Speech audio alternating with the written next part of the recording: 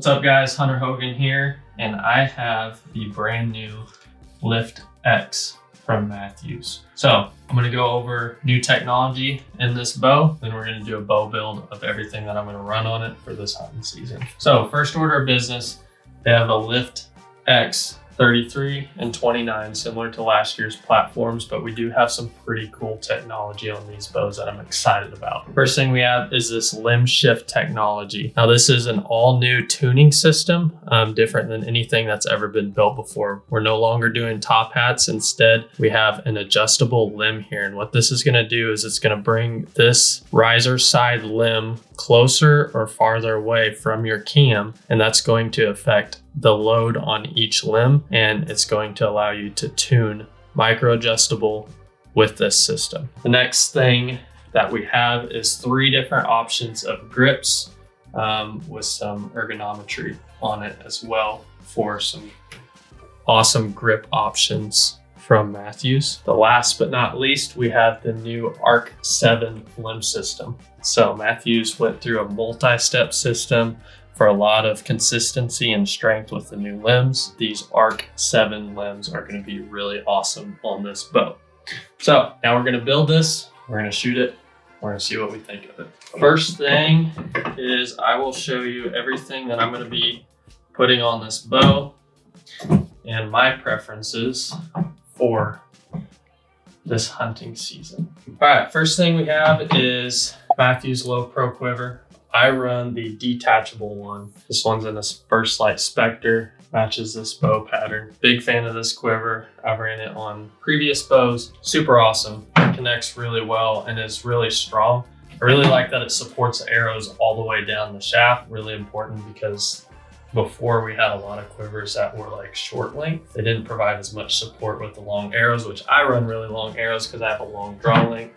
Super important to me. Really love that quiver. Next thing is gonna be the True Ball Excel Landslide. I run a dovetail 5-pin. What that allows me to do is I'm gonna sight my 5 pins in for 20 through 60, to where if I have to take a shot within 60 yards, I don't have to adjust anything. And then my pointer on my sight tape is gonna go on the 60 mark, and if I have to take any shots over 60 yards, I'll be able to micro adjust it to the exact yardage that I need and use my bottom pin for that. Next thing, we're gonna have bridge lock stabilizers. These are 2 10-inchers. I'm actually gonna run a 12 in the front and a 10 in the back. I do not have a 12 yet, so we're just gonna set it up with this for now. And the bridge lock adjustable V-bar. So that's for the back bar that'll connect right to the bow. Also gonna be running the Hamskea Epsilon. I've ran this rest for a couple years. Big fan of the adjustability, big fan of all the options, and big fan of the durability of this rest. I'm pretty hard on stuff. I drag things through the mud and the dirt out west, hunting blizzards and all sorts of crazy stuff. Very reliable rest. It's gonna perform the same every time after a lot of abuse. Also gonna be running a Hamskea Raptor Peep. I believe this one is 3/32, 3/16.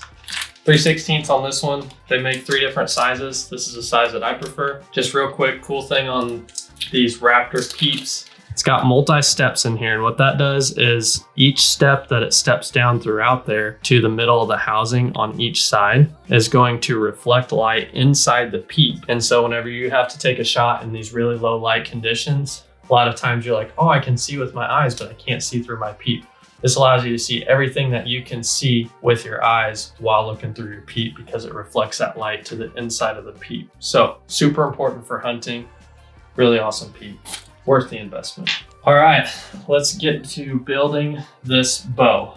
My specific specs are gonna be running this bow at 31.5 inches and 80-pound mods, and then 80% let off. I prefer a little more holding weight, so I really like the option that we have of running 80% mods instead of 85% mods. I think it's something that allows you to run a lighter bow and still hold really steady and good for those longer shots. Kind of an overlooked thing in a lot of the hunting world. All right, first thing that I'm gonna do is I'm gonna mark the center point of my string. The way that I like to do that is to take a measurement from cam to cam, and then I'll take a Sharpie mark right dead in the center of the string, and then I'm gonna put the knot that I'm actually gonna use also very important, on the string where I'm right in the middle. And then I'm gonna tie my knock sets around that knock to where my knock sets are the correct width and I'm not getting any knock pinch. So I've got 29 inches here. So that'll be 14.5 to center.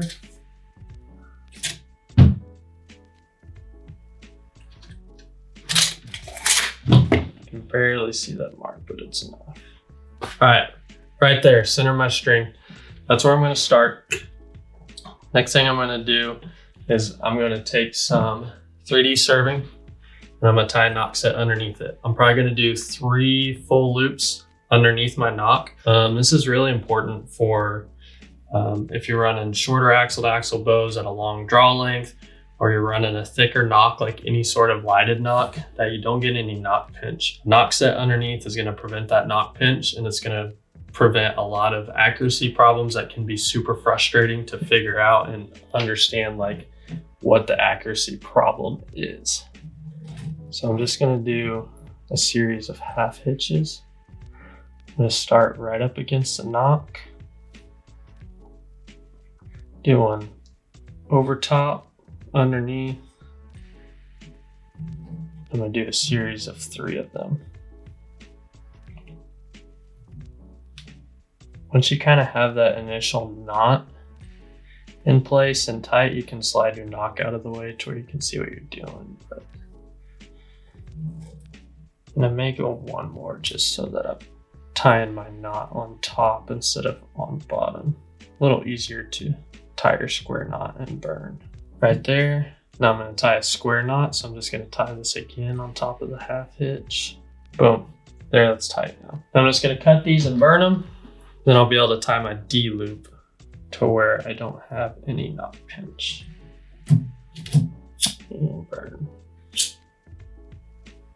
Now I'm just gonna double check my measurement real quick.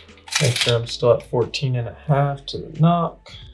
Yep, still good there. Now time for D loop. D loop material, I'm gonna be running the Bloodline series of D loop. Just gonna tie a torqueless knot real quick.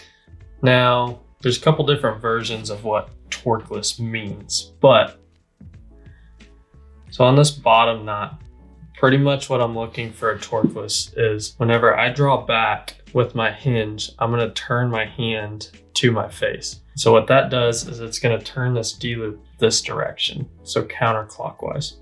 So I want the line that goes to the bottom to be on the right side of the string, and the line that goes to the top on the left side of the string, so that whenever I twist, it's not twisting the string as much as it would backwards per se. So just kind of a little thing that probably makes a touch of difference on torquing on the string. I run a pretty short D loop personally. It's all just personal preference on like your facial structure and stuff. So usually before I tighten it down, pulling most of my slack actually out of this. And I'm gonna run it down towards almost touching the knock, but not quite. Cut this and burn it.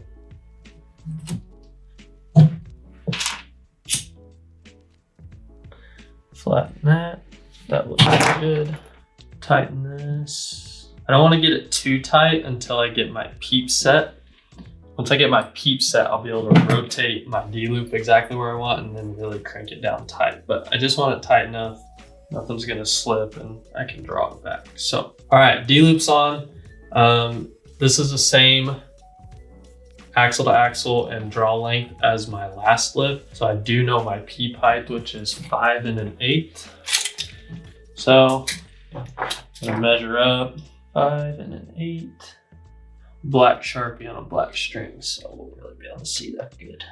Raptor Peep has a couple different angles. There's 2 different angles. There's a short draw angle and a long draw angle for this. So if you're running a longer axle to axle bow with a shorter draw length, you're gonna want the short draw. Or if you are running a shorter axle to axle bow with a longer draw length, you're gonna wanna run the long version. A couple different grooves on that to where it's the correct angle when you get drawn back. If you're kind of at it in between, you can put it one way, drop back, see if it's level, put it the other way, drop back, see if it's level. But offers a couple different options there. I have a long enough draw length that I always run the long, but just kind of a tip on that. So I'm gonna take this, put it in the press, throw my peep in, and then we'll continue. This will just be like music in the background. Or just include that, what I just said.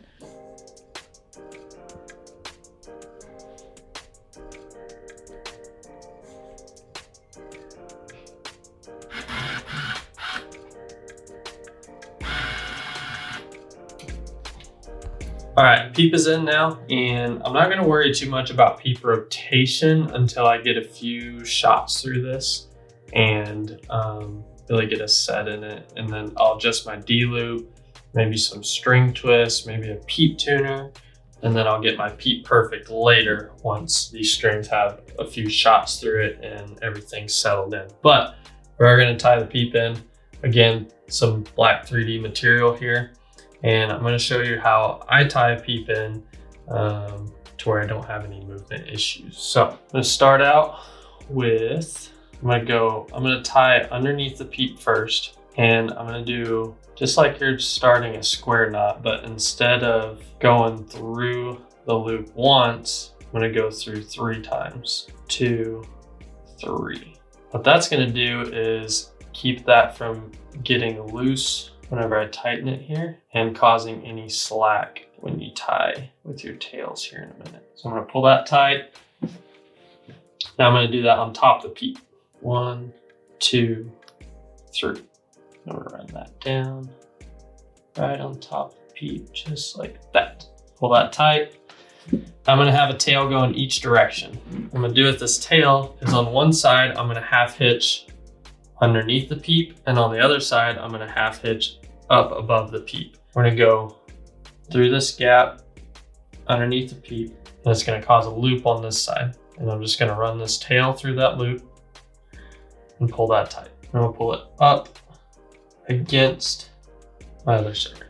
I'm gonna do that about 7 or 8 times underneath here. Pull it tight, up against the other one. 3, 4, 5, 6, 7, and 8.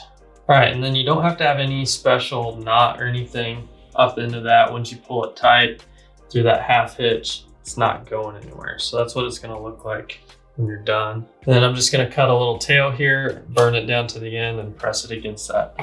All right, that side's done. Now we're just gonna repeat on the other side, but I'm gonna do it upwards, and that's gonna keep my peep from pulling up or down any. Something I do is kind of push down on this to make sure it's tight against that bottom side. Looks like it's pretty tight. And once we run this top one, it's gonna be nice and snug.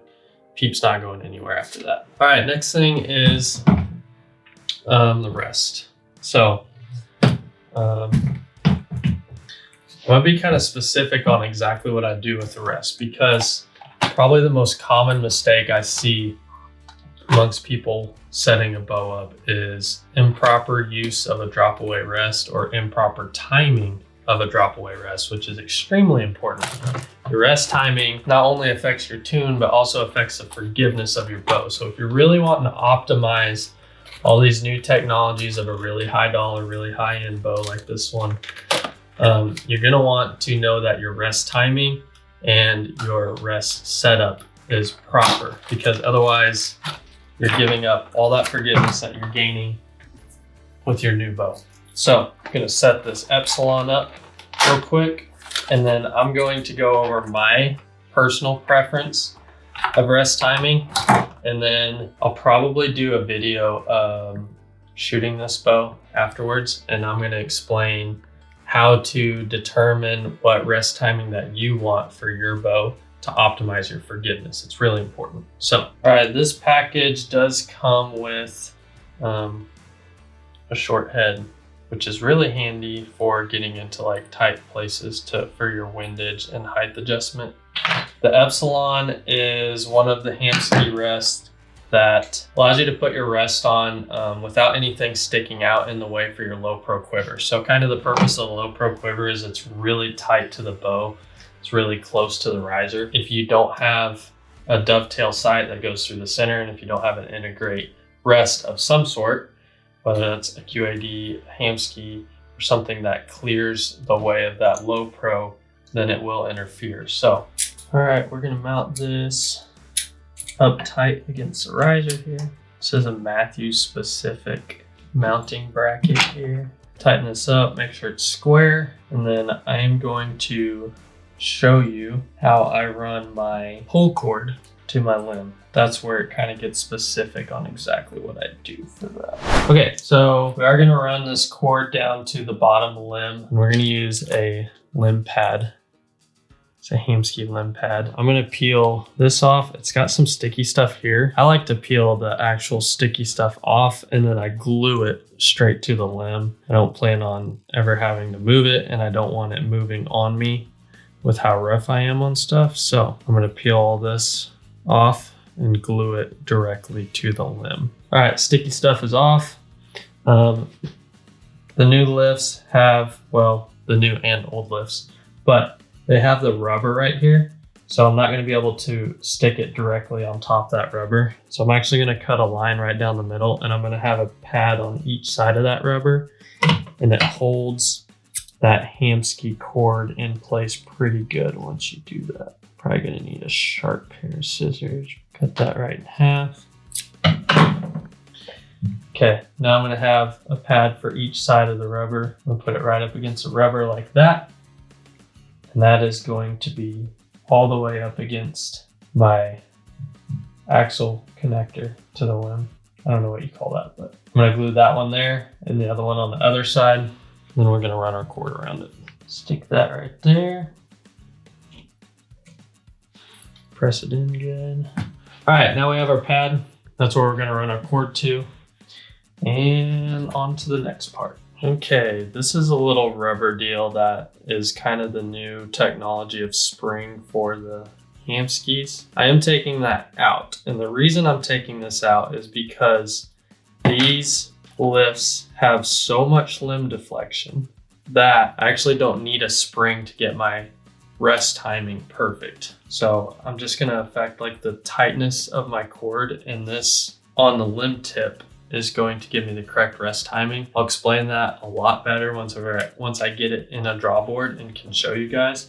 But for now, I'm just gonna tie this down here, and I'm going to go on the outside of the limb, and then I'm gonna go around the limb. So outside to inside. And then right here, I'm gonna give myself a little more slack. All right, loosen this and pull my football down. I don't actually know if that's the correct term for that, but I think Sam told me it's called a football. That's what. So I'm gonna give myself a little space there. But outside to inside, I'm gonna run that kind of in the middle of the pad. And then I am going to tie a D-loop knot right here. And I also want this D-loop knot to end on the top side. And I'll show you why here in just a second. All right, there's my D-loop knot. It's not tight yet, but I'm gonna cut it and burn it right here. All right, now that that's cut and burned, we can pull that tight. Kind of tricky to get tight, but kind of the idea of a D-loop knot is once it is tight, it's not going anywhere. So as you can see here, this knot is what's holding it in place on the outside of the limb. This pad is what's holding string in place.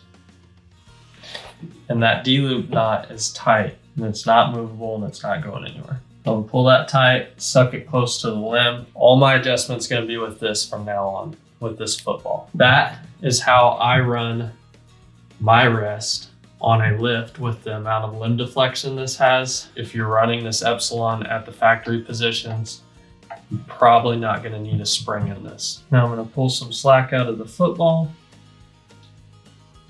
until my rest is down. Now that is not timed yet, so it's not the exact position I'm going to have it for tuning, but that's just a starter. And then once I get my timing on, I'll cut my excess off. I'll explain rest timing and the drawboard later.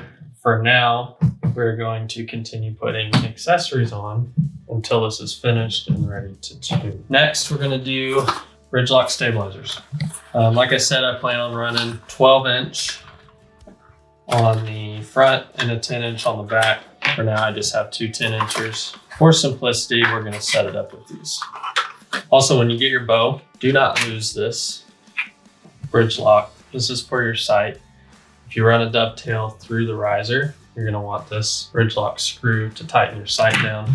You do still have the option, same as the old lift, but you still do have the option of running whatever stabilizer you want. It still has a hole for it, but right underneath it, we have a dovetail hole for this bridge lock stabilizer. And the cool thing about this is it has little indentions, and this is your knob that goes in here. It has little indentions, and you can micro adjust the length that you want your stabilizer out or in. Or if you are packing up or putting your bow in a case to fly to Alaska, or just wanting to set it in the back of your truck and have the stabilizers out of the way, you can slide these in or out really quick and easy for packability. So pretty cool technology and adjustability there.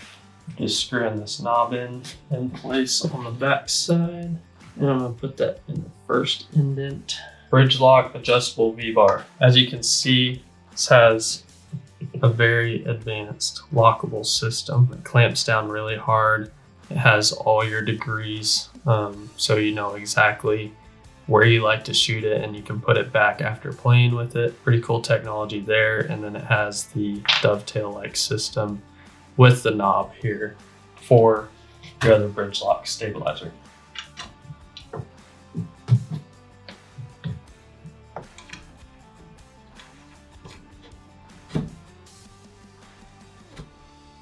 All right, next is the landslide sight. 5-pin dovetail is my preference. This is a sight that I have used for several years now. Big fan of it. We will not be needing this part because we will be running it through the bridge lock. So you'll need your little bridge lock screw here. And this is gonna go right here above the dovetail hole for the sight. Try to make sure to not cross thread it. Got lucky on the size guess. I'm gonna run this dovetail right through. We're gonna put it in the first indent if I can find it. Now for me personally, where my bow torque tunes, which torque tuning is a relation of where your rest is versus where your sight is and your specific draw length and torque. But essentially, what torque tuning does, which for me, my bow torque tunes on this style bow with my rest all the way against the riser and then my sight all the way into the first hole available. And what torque tuning is pretty much I can stand at 50 yards, I can torque it hard left and hard right, and my arrow still hits the dot.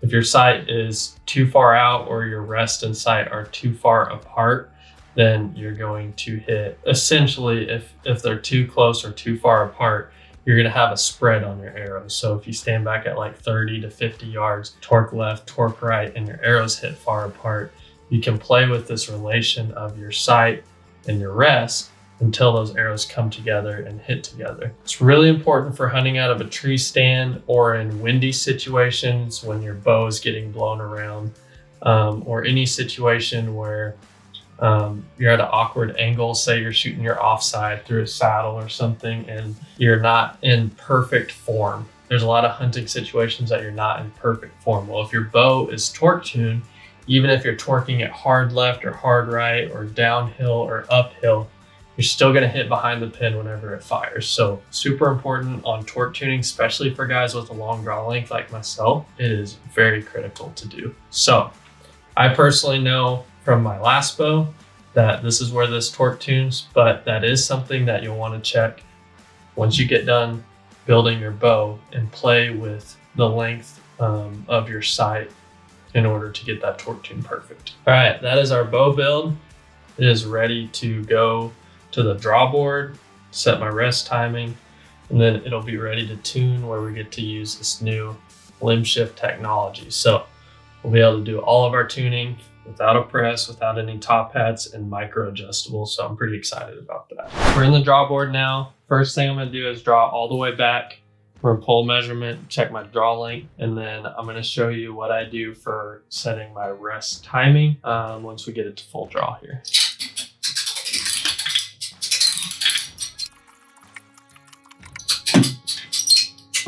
All right, now we're at full draw. I'm gonna pull from the front of the riser. We're at 31 and 5/8, which is my exact draw length. Now what we're gonna do is we're gonna let it down from full draw length down to the rest timing that I want. For most people, that is gonna be somewhere between 8 and 12 inches. For me, on this bow, I like it at about 14 inches. So what I'm gonna do is I'm gonna go from 31 and a half down 14 inches. I'm gonna go to 17 and a half inches. So I'll let it down here until we're at 17 and a half inches.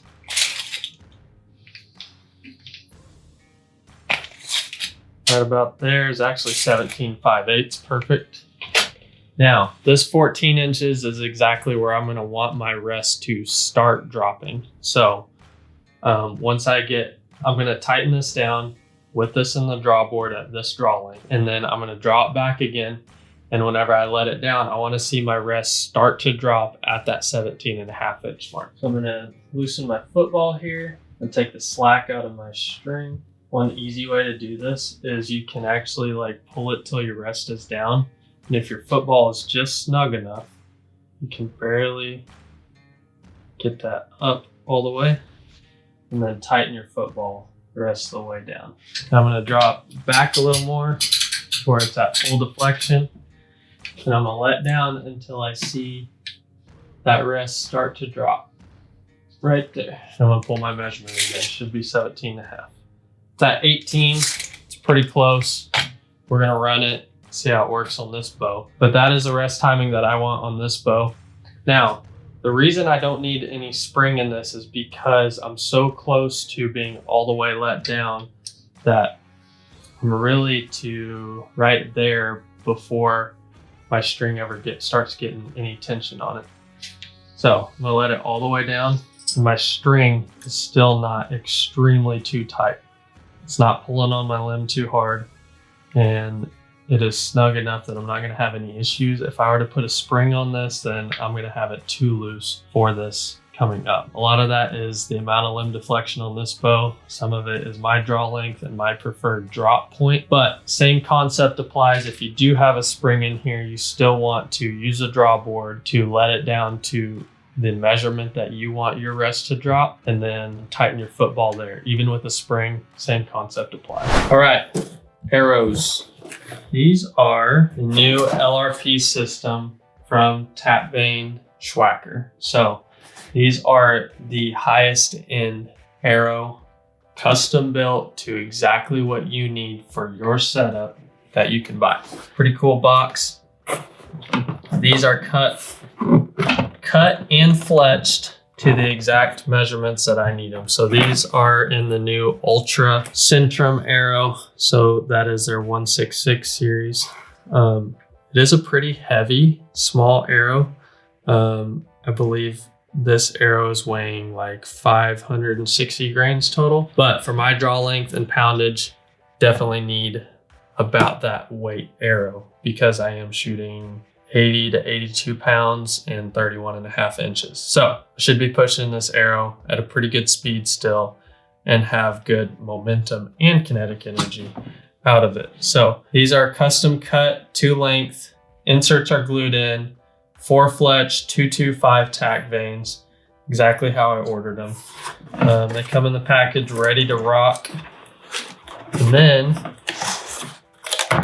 the purpose of this LRP system is a new insert system. So this insert is going to be the male threads on the arrow. What that allows you to do is these threads are clocked exactly the same on every one, so that whenever I take one broadhead off and put the next broadhead on, it's going to clock on with the wings in the same exact position as the last one that I had on. You can get a lot more strength, a lot more durability out of this sort of insert system. And most importantly, it is straighter with the arrow. It keeps your broadhead ferrule or your field tip ferrule perfectly straight with your arrow and allows for a lot better long range accuracy. So these are the broadheads. These are the exact weight, balance, and length as the broadheads.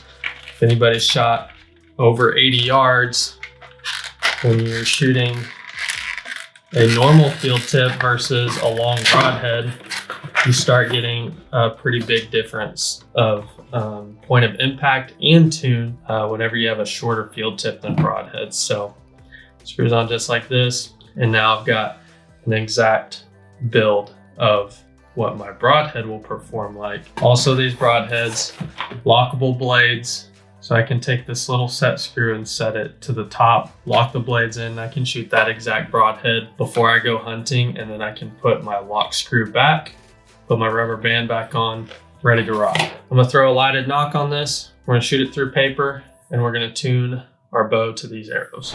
All right, we are ready to shoot through some paper. Rest is set perfectly on center shot. It is factory height. I didn't check the height, but we're gonna shoot through paper, see where it hits. I did move this limb shift technology all the way left, and the reason for that is a lot of times I get a left tear because of the poundage and draw length that I'm shooting. I don't know where it's gonna need to be, where it's gonna end up. Hopefully we need to adjust it some so that we can use this technology.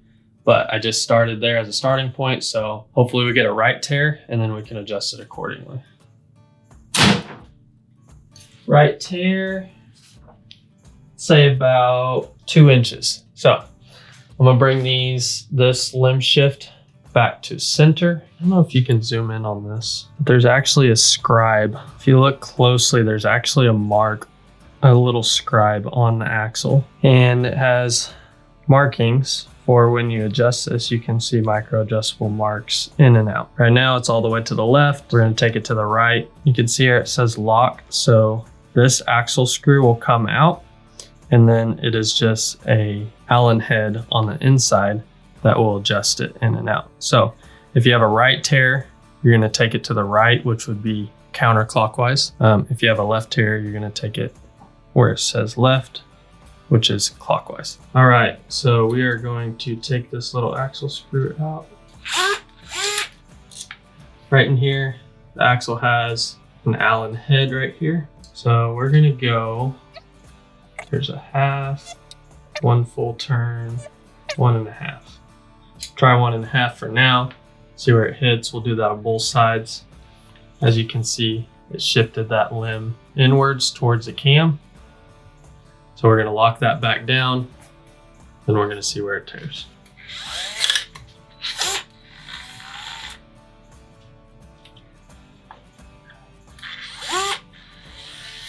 All right, quick, simple adjustment, and we'll see where it tears now. So about a 2-inch tear. We went 1.5 turns. It might be 1 full turn per inch, but we'll see where this hits. All right, about a 1/2 inch tear now. So maybe a touch high, but not too much. So it looks like 1 full turn gives you 1 inch of tear. So I'll make a quick adjustment, another 1/2 turn on each limb, and should give us pretty close to a bullet hole. All right, did another 1/2 turn on the limb shift. See if it took it another 1/2 inch here. Maybe a touch high, so bring our rest up a little bit. But as far as left and right, that is pretty solid. And if you wanted to tune all of your arrows, like shoot several different arrows through, get your average, you can micro adjust down to the smallest little turn of each limb to adjust. So we're not having to choose between top hats and mix top hats around anymore to get the exact tune that we need. It's just a little turn of the Allen wrench and we are set. That's the build. I'm going to be putting a 15-inch bar on the front, probably 12 on the back. It's the only thing I'll change about it. But for now, that is the Lift X 33, new limb shift technology, new Arc 7 limbs, and 3 different options for grips for you. So that's it. Thanks for watching. I'm gonna go get some blood on this thing.